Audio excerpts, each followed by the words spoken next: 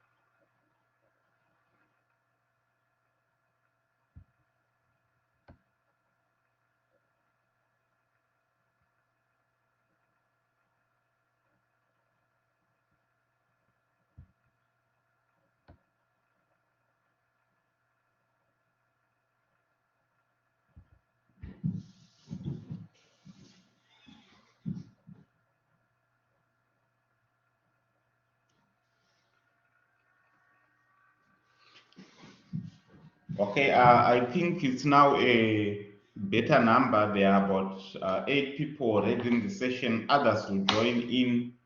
Uh, Apologies, we were supposed to have started at 9 a.m. on Wednesday. Unfortunately, there was load shedding. So we will continue with the session because on your timetable, you guys have nothing until 1 p.m. So we will continue with the session so that if there is anything that people may have questions on, you will still be able to listen to the recording. Also, for those that may not have managed to attend, because load shedding is at different times in different places. In case some are not on campus and they are affected by load shedding, they will still be able to listen and follow through the discussions. So I will continue from where we left. I remember I said we'll start on issues to do with the involvement of humans or the involvement of people in operations management. The involvement of people in operations management, that they are actually important and they all still have to be properly managed if operations are to continue without challenges. So we will start on job design and work organization. And the most important thing there to note is that operations management also focuses on people's involvement in the operations activities. So yes, you can think of processes, you can think of how inputs ought to be converted through that particular process. But it is important that you do not forget that that particular process also involves people. It also involves people. Our job design basically focuses on how people perform their tasks, how employees perform their tasks. That is our job design. It is of importance in operations management because it determines how employees perform their various daily tasks. Then there is also what is known as work study, which is a scientific approach that is used in job design and work organization to study factors that influence people in the work environment and also improve efficiency, effectiveness, how you can improve efficiency and effectiveness and also look at the factors that have that potential of affecting employees at the workplace.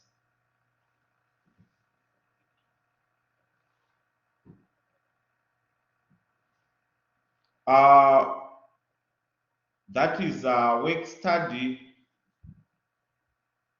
I had moved to the other slide and I was surprised why it's still showing me the previous one.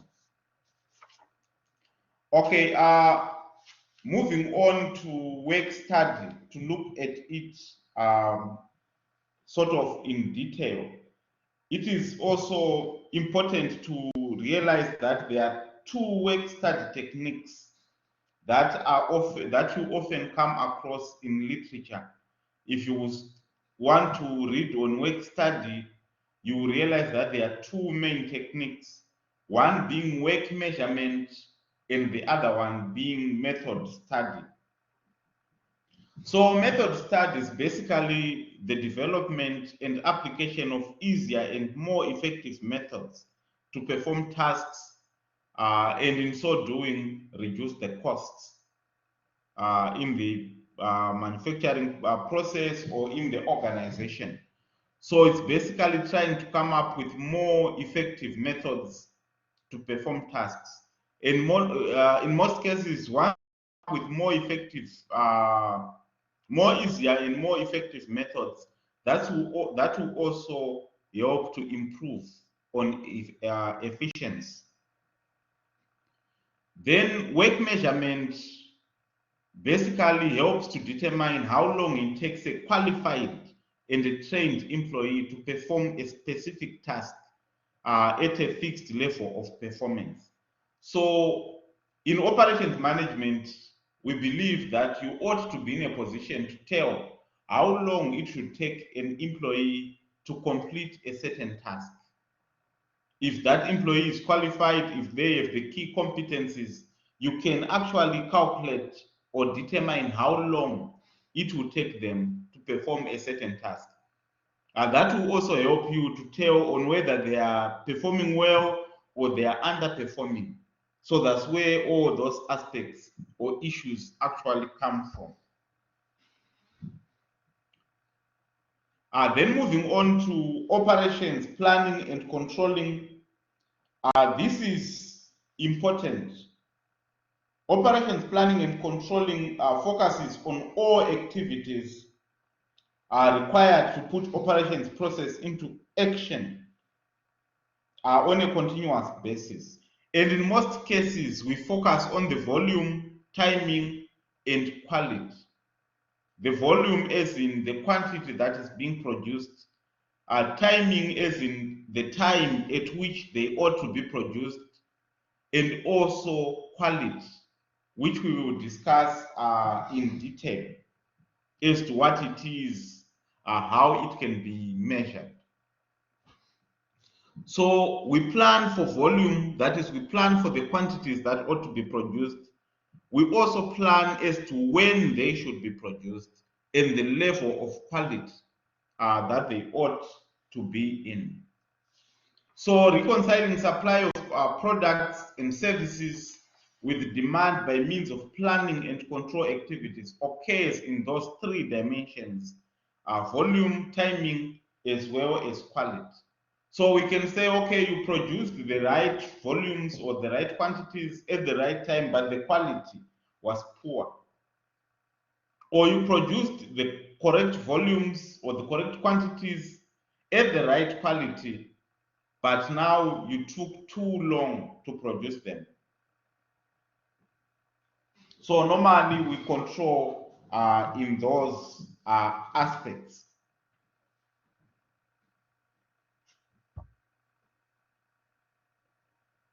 Operations planning and controlling, basically we will be trying to reconcile those activities of supply and demand in terms of those three aspects that we looked at, volume, timing, as well as quality.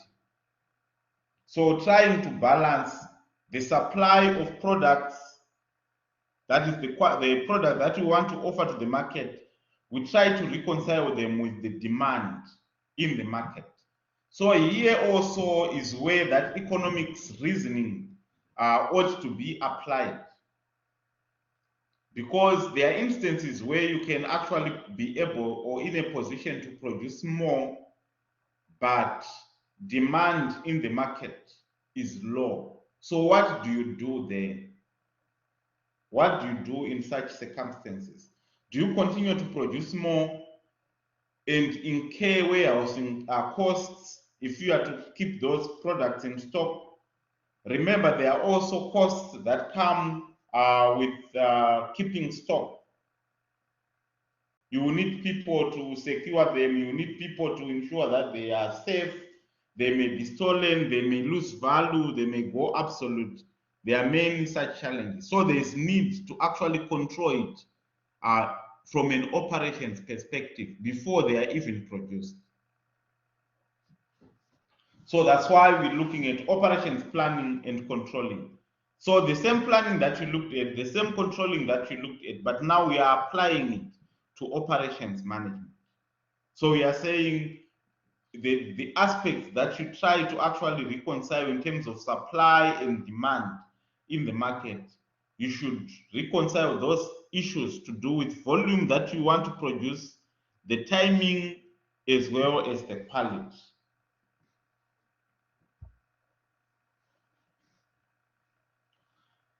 So to reconcile volume and timing dimensions with each other, there are three integrated activities that are usually performed. One being the loading of tasks. The loading of tasks. This refers basically to the volume or to the quantity of work that is allocated to a particular work center. How much work is allocated to a particular cost center, to a particular department, to a particular function in the organization. So if you are looking at it from an operations perspective, you are saying at a particular work center where certain work is being done, how much work is allocated there. Then the other aspect that also ought to be reconciled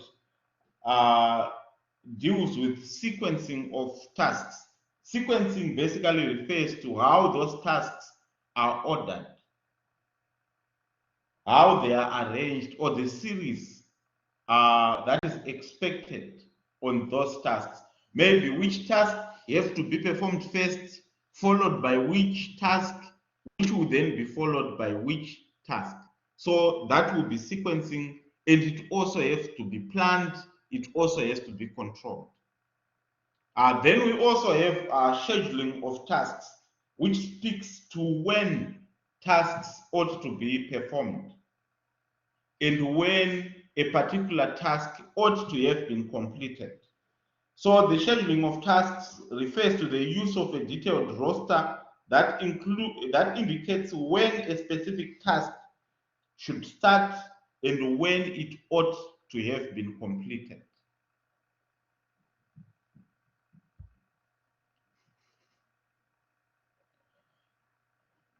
Looking at capacity planning and controlling, in this case, we ought to also define what capacity is, what we mean by capacity, and it will be good to also hear from you guys, what is capacity?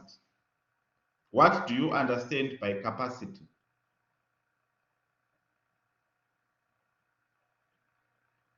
Likona, what do you understand by capacity? After Likona, Elihle will come in and also explain on capacity.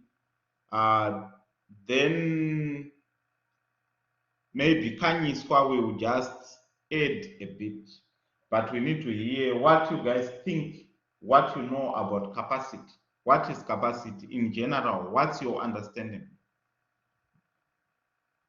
If there's someone who also wants to contribute on capacity that I may not have named, please feel free.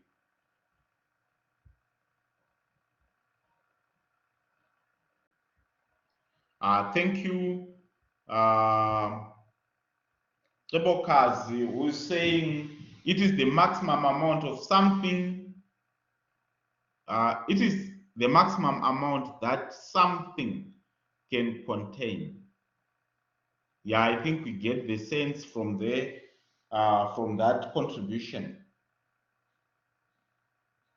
Anyone else with another version or another understanding of what quality is, of what capacity is, not quality, sorry.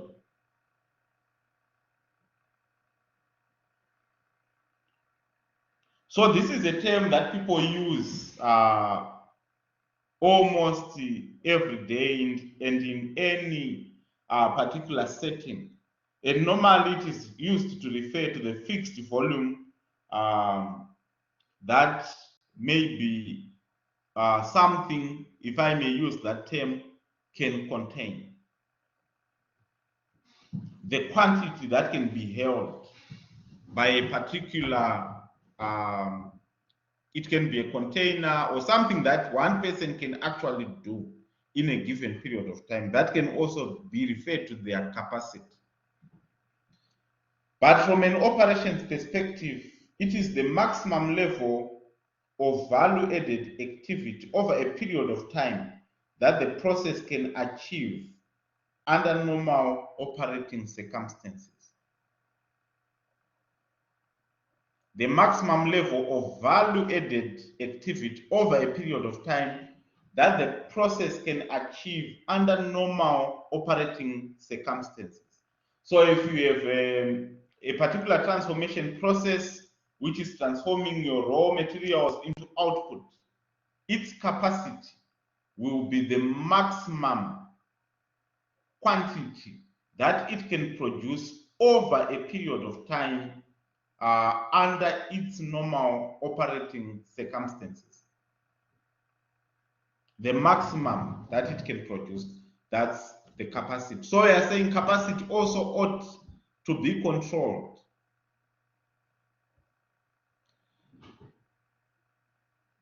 How you control capacity?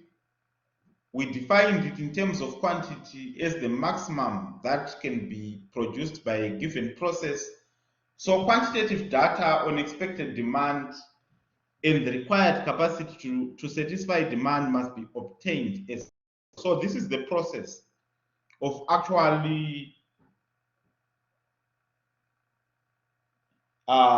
determining the nature of quality, the nature of capacity planning and controlling.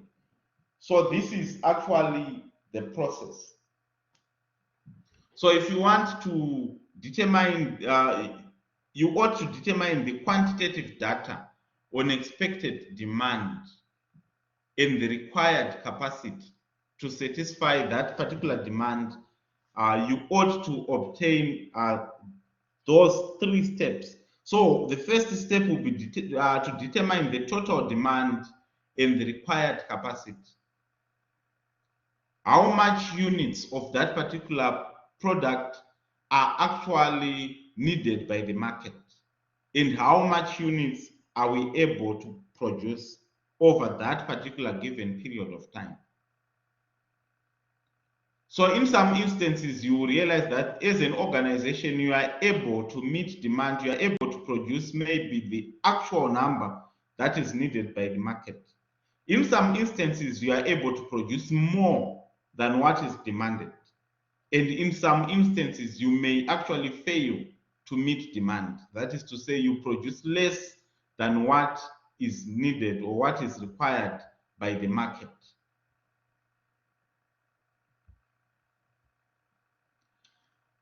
So the next step will then be to identify alternative capacity plans.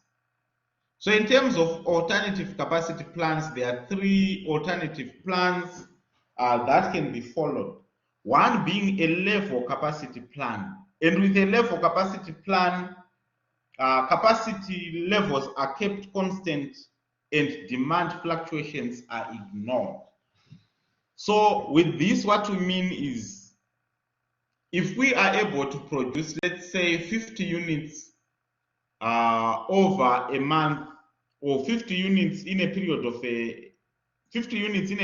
a week, I think that may be a better example. If as an organization we are able to produce 50 units over a period of 1 week and demand changes, maybe in terms of because of seasons, demand changes and suddenly people require 100 units in the market. And we are still, and as an organization, we have been producing 50 units a week. With a level capacity plan, what happens is we ignore those fluctuations in the market. We continue producing what we were producing. We do not care about what happens in the market. We continue to produce that number that we are able to produce. So if we are able to produce 50, we continue with our 50. The market will sort itself out. Those who are studying economics, they know what will then happen. So in terms of economics, they will then explain to you that in such cases, when demand increases, something happens in terms of prices because the quantity that is supplied to the market is not changing. It remains constant. So what would then change may be the price at which such particular products are offered during that particular time. So this is when you can actually apply your laws of demand. This is when you can apply your laws of supply, which you guys studied in economics. Then there is also what is known as the Chase demand plan. With the Chase demand plan, capacity levels are adjusted according to fluctuations in demand. So as an organization, if you choose to follow a Chase demand plan, what it means is during those times when demand increases, you also adjust your capacity. Maybe you hire more employees so that they perform to meet that particular demand. So we have seen a Chase demand plan with organizations maybe that are into fast food industries, particularly towards those times of towards festive seasons. We've seen them hiring more temporary employees so that they cope with changes in demand. And normally when demand levels drop, we will also see them fleeing some of those staff who may have been employed on a temporary basis just to meet or to cope with increases in demand. So that will be a Chase demand plan whereby changes in demand actually warrants organizations to also improve on their capacity. But it's a choice that will be made by managers. Then there is also what is known as a demand management plan. A demand management plan, in this case, demand is actually adjusted to tie in with available capacity. So the difference between a level capacity plan and a demand management plan is that with a level capacity plan, if there are changes in the market in terms of demand, those in the operations function, they will not care. They will just ignore those changes. The changes will sort themselves out. So we continue producing what we were producing. But with a demand management plan, once we see that there are changes in the market in terms of demand, the organization will make deliberate effort to actually manage demand. So they can actually manage demand. They choose on how to increase demand of a particular product that they are offering to the market. They also choose to reduce the demand of a particular product that they are offering to the market. And in this case, you can apply also the laws of supply and the laws of demand from economics. So maybe they realize that demand is increasing, they will just increase their prices. And from economics, you know what happens to demand. And when they realize that demand has been decreasing and there may be challenges, they can also temper or adjust their prices. And you know what will happen to demand from economics. So the last step would then be to choose the most suitable capacity planning and control approach. So after understanding those, after identifying those alternative capacity plans, it is important for an organization to then choose which one they can use. And it depends also with the products that they are offering, with the market in which they are operating in, and a number of other factors. I think at this stage I should take questions. Is there someone with a question? Is there someone who wants to understand something?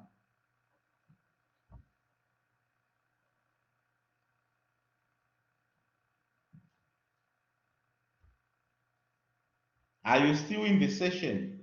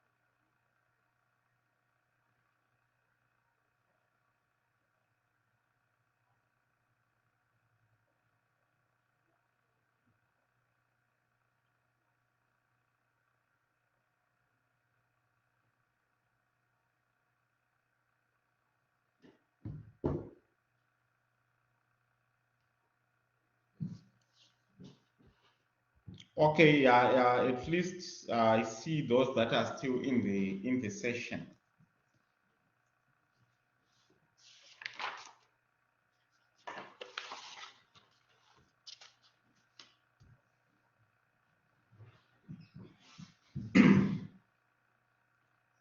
Then we move on to issues of quality planning and controlling. So it's not only controlling capacity, but there is also need to control quality.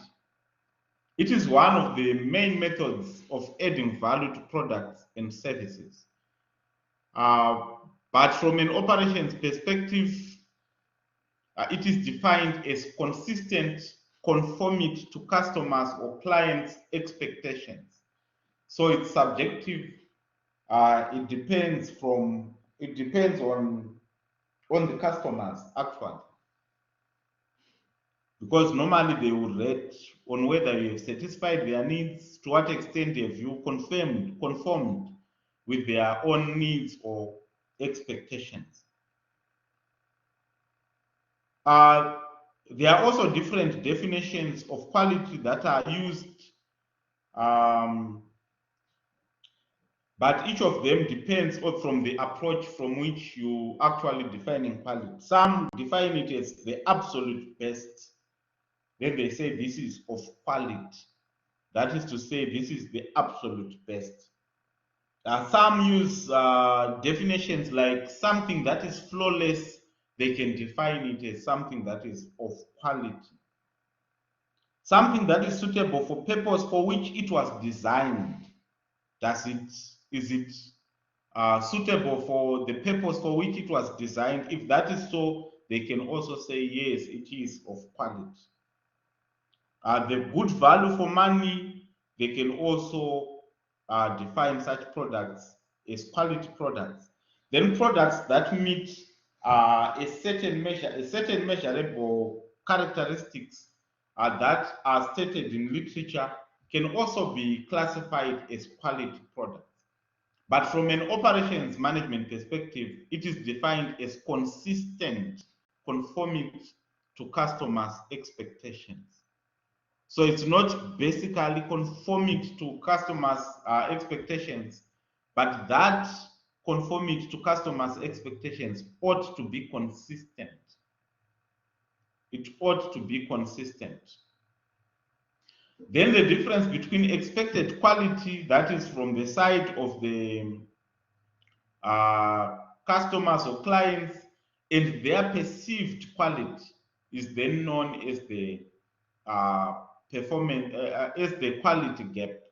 What they expected and what they perceive to have received. Remember, this quality is sort of subjective. So that difference is what is known as the quality gap.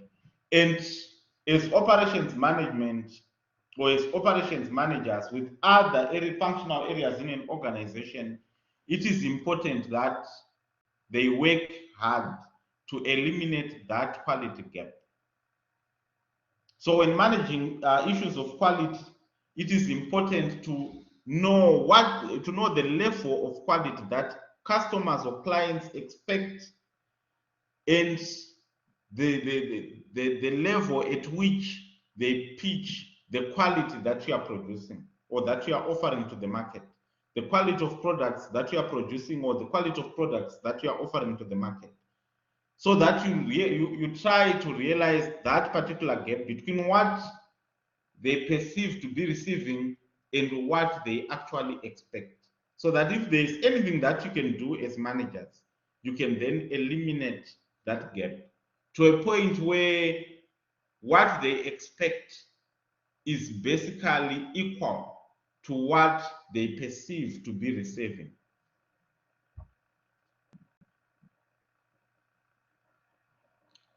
So these are the steps in quality planning and control. The first step is actually to define the quality characteristics of a product or service. So there are a number of quality characteristics that we ought to know. These can be in the form of functionality, the performance ability of a product. Can it perform as it was designed for, or for the purpose for which it was designed for? Another quality characteristic relates to appearance of the product. Is it attractive? Is it good to look at? Reliability is also another factor. Continuous performance capability, is it able to produce the same results even if it's used at different times? Is it reliable, the product? Then also durability.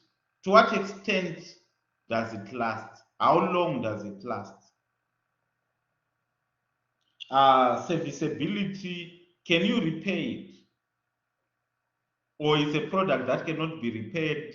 Once there is a fault, you have to throw it away and you can't repair it, you can't use it again. Then also issues to do with convenience of interaction or contact. Those are also factors that have been used to define quality. So they have been used as quality characteristics. So these quality characteristics are the 6 that I just highlighted. They can actually be measured. In some cases, they can be measured objectively. In some other cases, you can't measure them objectively, so you ought to measure them subjectively. Then the third step would then be to set standards for each quality characteristic of the product or service, which would then be followed by controlling that quality against the set standards. So this takes you back to your planning, where before you measure anything, before you compare what you set as a standard and what is obtaining on the ground, you ought to have set the standards so that you will have somewhere to use for comparison, to say this is what we expected, so what have we achieved? Then step 5 will be identifying and rectifying the causes of poor quality, which comes after controlling quality against the set standards. So if there are any differences, there is need to then try to rectify the causes of poor quality. And this is a continuous process. And in some cases, you may actually have exceeded the levels that you expected. So you try also to see if you had not set your quality levels lower.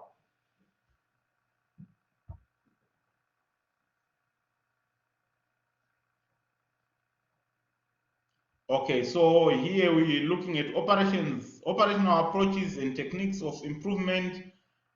There's total quality management, which is an important philosophy for purposes of this chapter.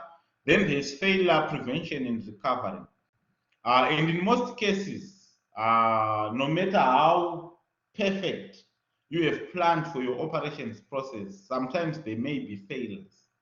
And I'm sure we'll discuss those. Then with total quality management, we will also discuss total quality management, and the purpose for it is basically to make processes better,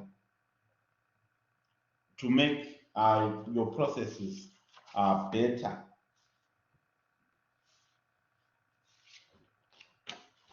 Okay, we also ought to look at how performance itself can be measured. Operations, in terms of operations improvement, we ought to look at performance standards that you may have set for yourself in these operations processes. So it's important to also look at how those performance standards can be used. Which performance standards are there?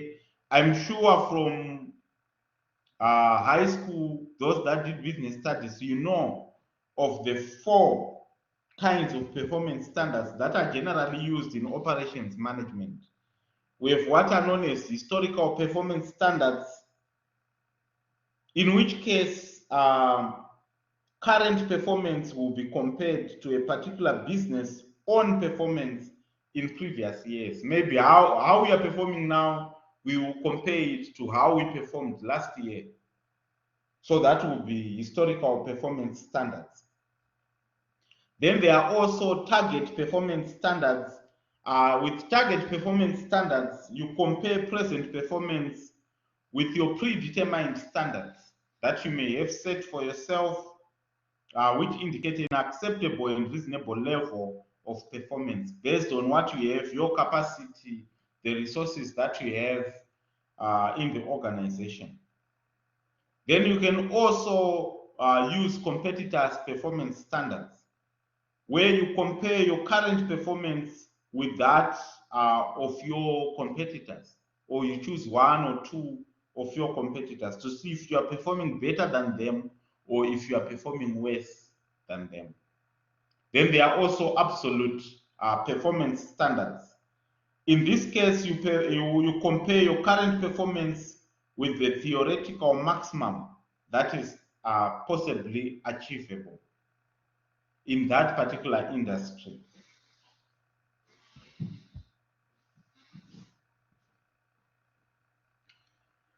Okay, then also in terms of operations processes, there's need to continuously improve them. As we said, maybe based from those standards, you realize that no, we are actually not performing as we ought, and we need to improve in some aspects.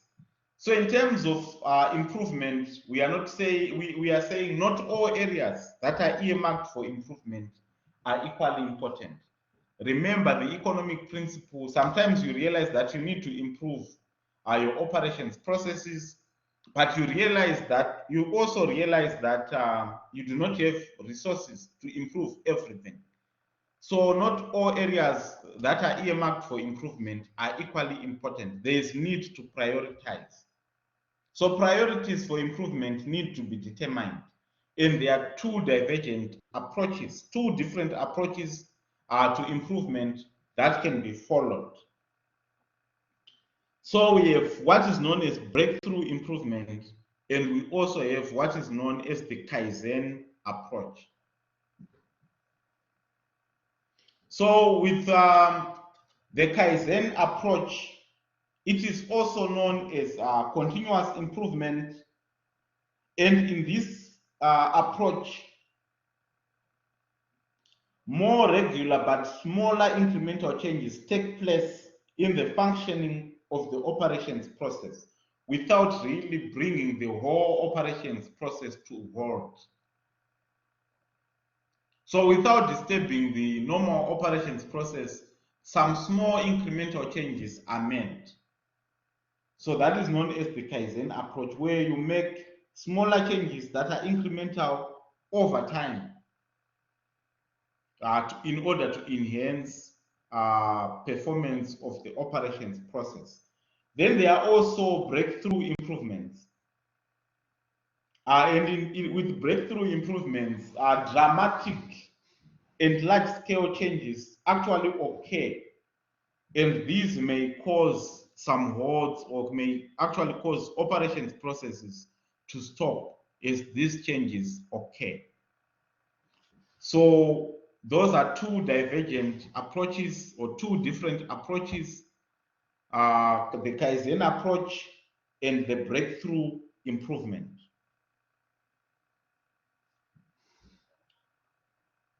As I said earlier, failure sometimes happen in operations processes. We may not want them, we do not want them, we do not plan for them, but this is something that we should know, that in some cases failure can still happen, can still occur in operations processes, irrespective of whether one is planned properly or not. So there are 5 types of failures that may occur in operations processes, and these ought to be known. You also ought to plan on how you will deal with them when they occur. One common type of failure is design failure, where the design of the process is found to be wrong or inadequate. For example, there is a model of a phone, I think Samsung Galaxy Note 7, which was withdrawn due to a design error, which caused a potential fire hazard with the smartphones. So that would be a design failure. There was also a design failure with one of the Ford Ford models. I think it was Ford Cougar, which they said the model itself actually had a fault. And in most cases, it would catch fire anytime when the driver or when anyone who's driving it least expect it. So those are design failures. They occur, but they ought to be minimized. Then there are also what are known as facilities failure.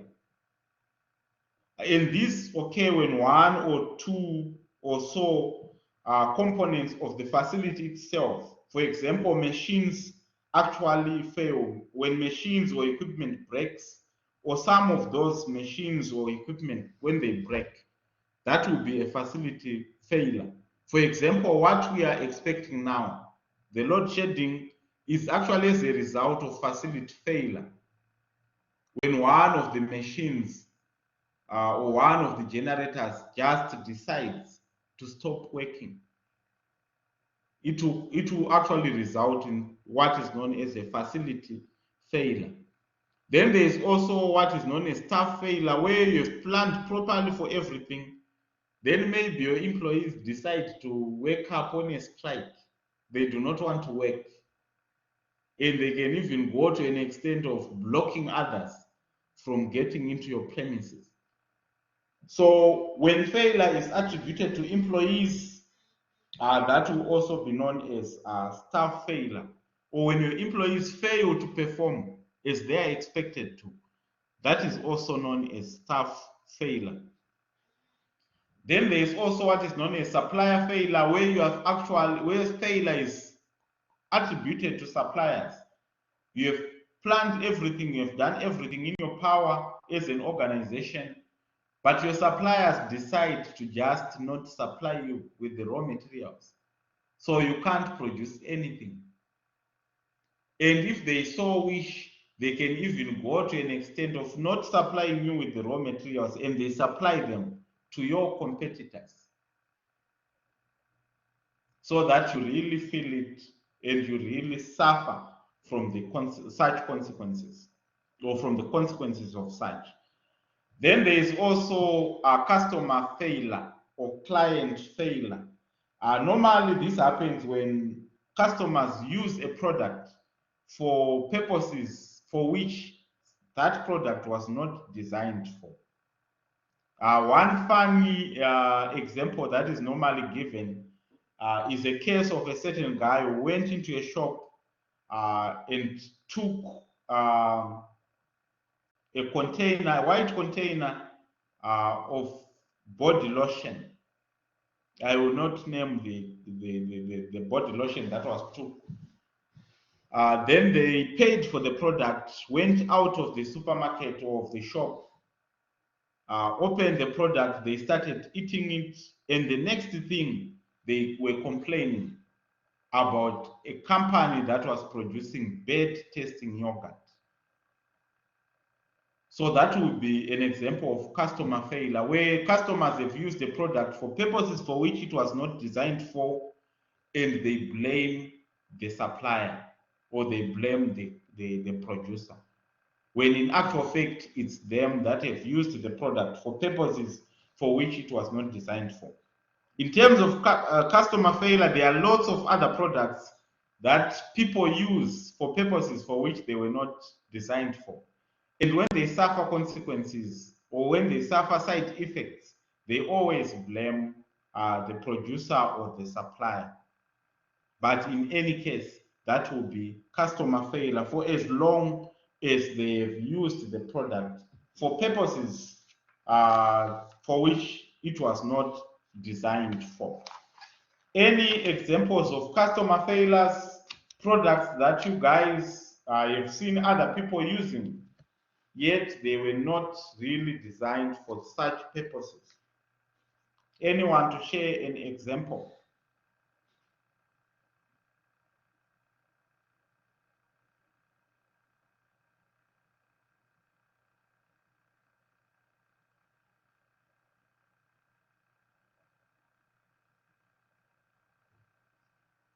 Okay, if there are no examples, we move forward.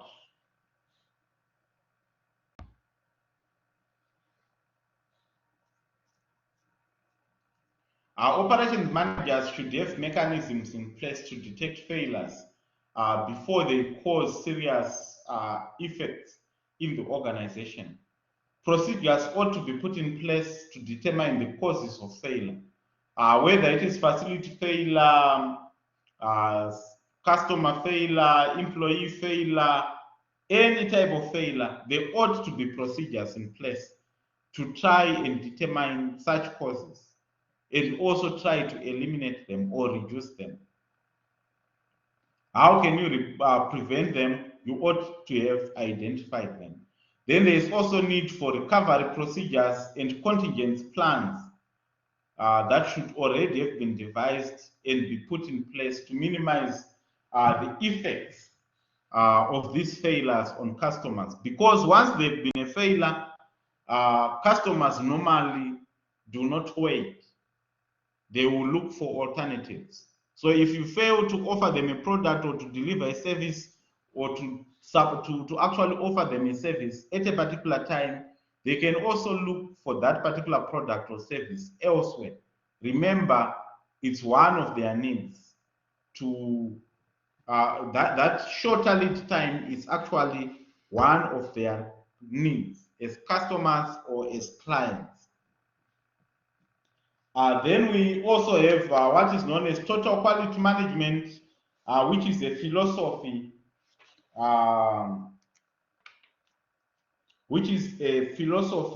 It may be defined as a management philosophy that primarily aims to satisfy the needs and expectations of customers by means of high quality products or services. And as a philosophy, it also endeavors to shift the responsibility for quality from the operations management function to the entire business. To say, no, this issue of quality is not something that should only be emphasized in the operations management function, but it is something that should actually be spoken about, and it should be a shared responsibility in the entire organization. So in short, we are saying in terms of quality, it should not only be the quality of the product, but even the quality of the service encounter. So speaking of quality, in terms of deliverables, the quality of the product that you buy, that you acquire in a particular service shop also encompasses your encounters with the people in that particular service shop. So you may have gone to Spar to buy a product maybe from the bakery, but it is also possible that the quality that you will receive will actually deteriorate simply because of your encounter with the person at the till, with your encounter with the security person in the shop. So everyone who's working for an organization should be conscious when it comes to issues of quality. They should know how to emphasize on quality and how to add value in terms of quality. Even cleaners, they also ought to know that they contribute to quality because they interact with customers, they interact with clients. An example is normally given of an organization in South Africa that practices total quality management, whom when you ask them, when you ask any employee, be it a security guard, be it a cleaner, be it anyone that you interact with, they will tell you, if you ask them, what is it that you do here? They will tell you what the organization stands for, not really what they do. Unlike in other organizations where once you ask for help, they will tell you that, no, actually, I don't know. I only do A, B, C here. In other organizations, anyone can actually assist a client and lead them where they will find proper assistance.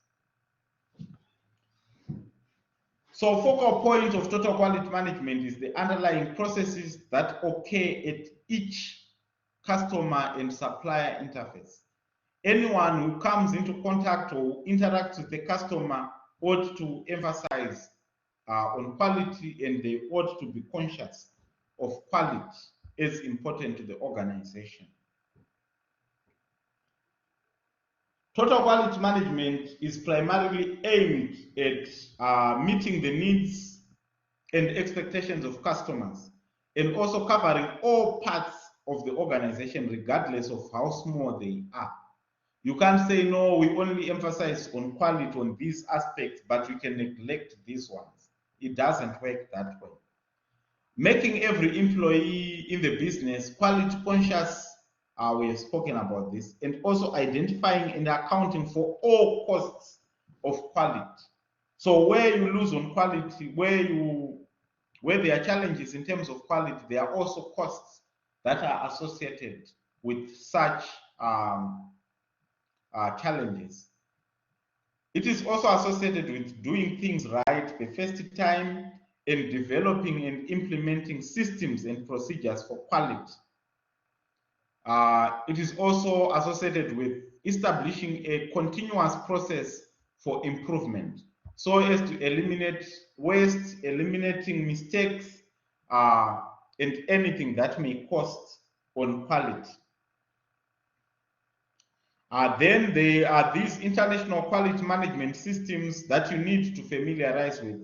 ISO 9000 series, these you need to familiarize yourself with. They are there in your textbook. They may also be part of your tutorial assignment. You need to read these and understand them. The implementation of total quality management factors that you ought to take into consideration, these include integration of total quality management in the entire organization. And also, this should be reflected in the overall business strategy. Those vision, mission, long-term goals, they should actually reflect that everyone here is quality conscious. Top management and employee support and involvement, this is also important. And the issue of teamwork and improvement initiatives. Remember, we are saying here, quality should not be left to certain individuals in the organization, but everyone ought to be quality conscious. So there is need for teamwork. Then also feedback on quality successes that have been achieved is also important because it encourages, and also feedback on the negatives is also important because it calls for continuous improvement. Then there is need to train employees in quality techniques and methods. How can they improve on quality? How can they improve? Which techniques and methods can they apply in order to improve on issues to do with quality?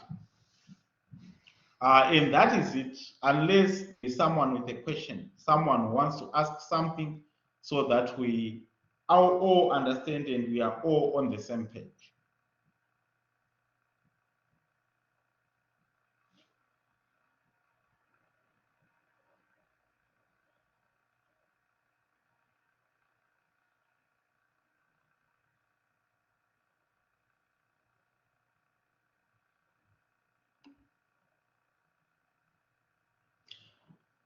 Okay, thank you, Nangomso, thank you so much. If there are no questions, thank you so much for attending the session. We have made a recording for those that may have missed the session so that they may also have an opportunity to follow and participate in the discussions. Thank you so much. Are there people with questions?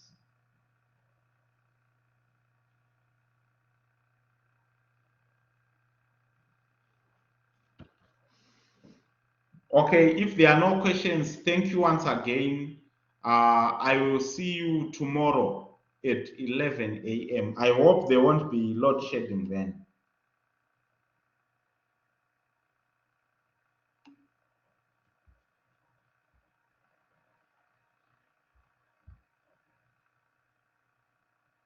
Okay, thank you.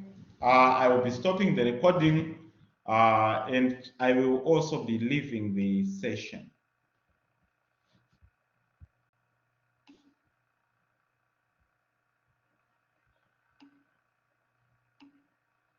Thank you so much.